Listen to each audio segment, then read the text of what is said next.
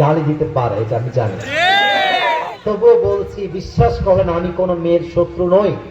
আমাদেরও তো মা আছে, বউ আছে, বাচ্চা আছে, আমাদের ভাবি আছে, খালা আছে, আমাদের ঘরে মা বোন নাই? বলেন না সবাই নাই?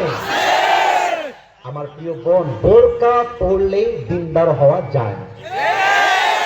কিছু মেয়ের বোরকা এত টাইট ফিটিং হয় যে তার বোরকা দেখার সাথে সাথে যুবকের চরিত্র ইমান নষ্ট হয়ে যায়।